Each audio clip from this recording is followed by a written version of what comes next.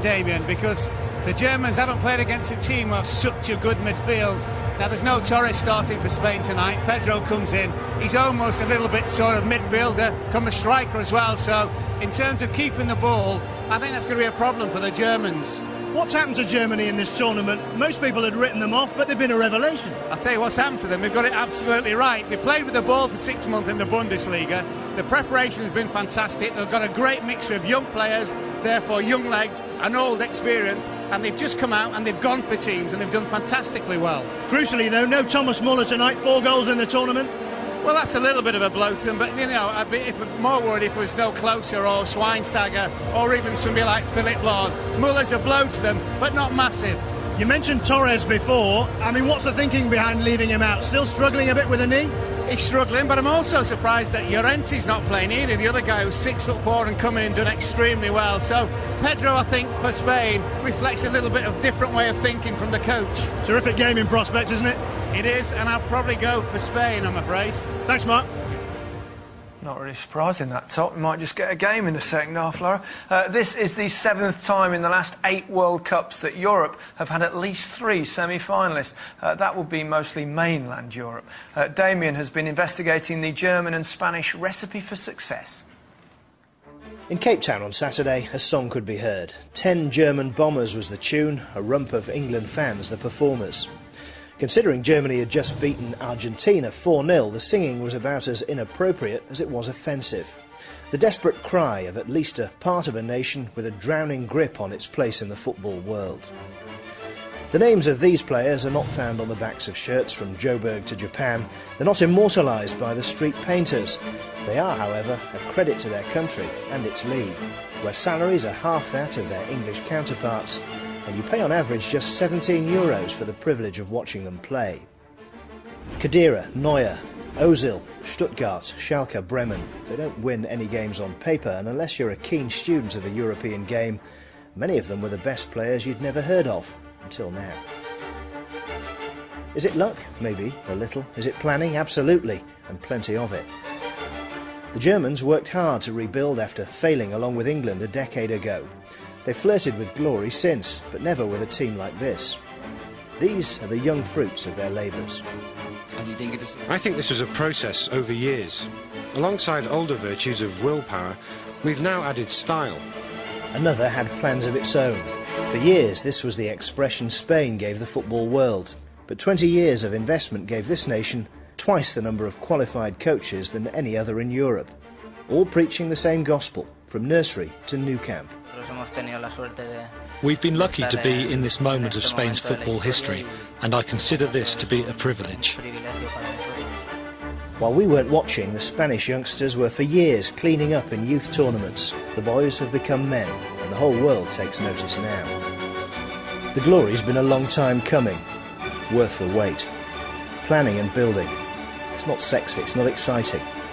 You don't think so? Alan, it's all about development of young players, isn't it? Something that's overlooked in England? Oh, it has to be. Spain, the Germans have had a magnificent record under 17s, under 20s, under 23s, I think, all reigning champions until recently. England won the under 17s in May, so that there has to be something wrong that's going wrong in the English system for Spain and Germany to have better records than England. What is it? Is it the coaching? Probably. Is too much emphasis put on winning rather than pass, pass, pass, kids being comfortable on the ball? It has to be. The Dutch have always got it right as well, Clarence. I mean, I think country 3-4 times less in population than England, but you continue to produce technically gifted players. What's the secret?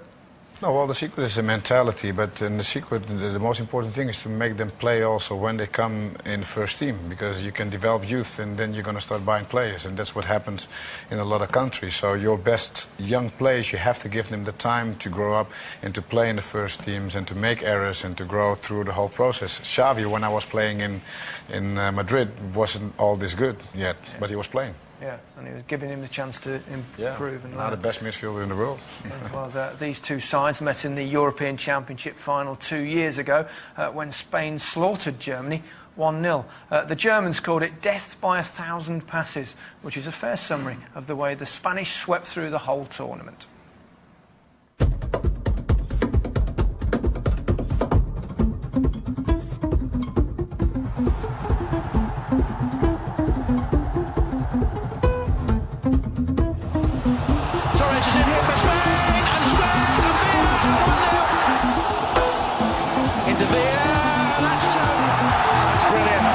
Absolutely brilliant.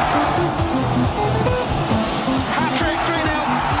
Outstanding performance by David Villa. And Fernando Torres has scored. David Villa darting through the middle, and he's won the game for Spain. Oh, what a belter of a goal! And at the far post is squeezed there, and Spain have won it.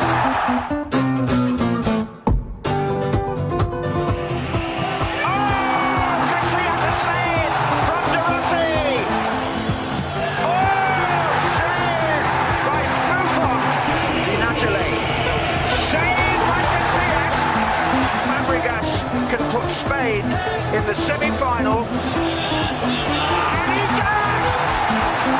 Spain are in their first semi-final since 1984.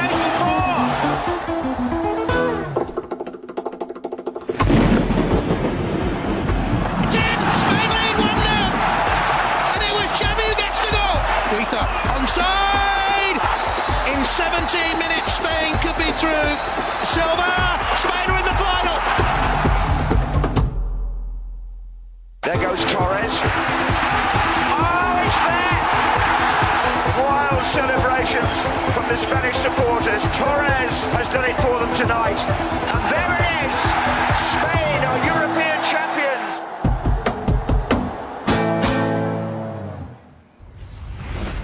That was then, this is now. Villa's still in form if Torres isn't. Alan, you've been looking at the balance in particular of the Spanish side and how they use Villa on the left and don't really have a natural player on the right, so the fullback does it for them. Well, Villa's been sensational. What he's always given them is width on the left-hand side, which they don't necessarily have on the right-hand side. And that guy there, Ramos, has to provide the width because an Iniesta or a Xavi or Alonso don't really want to play on the right-hand side. They want to be involved in the middle and the passing. And this is Ramos, where he was in the previous game, Paraguay. So he does as much attacking as he does defending, if not more attacking, because, as I said, the team is so much reliant on him giving them the width. But that can be a strength of theirs and also be a weakness. Here he is getting forward, gets into great positions. OK, poor ball. There he is again, trying to support. But on this occasion, he's actually up, and he leaves huge holes in behind for the two centre-halves to cover. This time, leaves a huge gap there. This time he actually gets back, and it's very, very good defending, because if he needs to be, he can actually rely on his pace at times to get him out of trouble. On this occasion again, and he'll do this all day long, he has to do this all day long, overlap, get into a great position again. All right, the ball gets cut out, but look what happens here against Paraguay. Little ball into, little flick into Valdez. Look at the space that he's gone on and left behind. Valdez one-on-one with Puyol. Should and probably could do better. So for me, and the Germans are so good. We've seen it on that side with Podolski, with Ozil getting into them positions. Don't be surprised if Joachim Löw has actually looked at the Spanish side tonight and actually trying to draw Ramos out and using that to get the guys in there to cause them problems. Because if they do that, Germany have got the quality to hurt them. He's certainly spotted sides' weaknesses so far. Generally, the one thing that's not a weakness for Spain is the centre of that midfield, Clarence. No, midfield. But they've not really been perhaps totally on top of the game like they were 2 years ago. No, well, they've struggled in some of the game where they weren't really patient to get the ball wide, trying to get this type of difficult passes up front. But they're very patient, and when they go wide, of course, they are dangerous. But here you have like 6 players that go in the centre, no movement up front from the I think it's Villa there, who doesn't really create the space for the left back to create to receive the ball. Here you have again the two midfielders.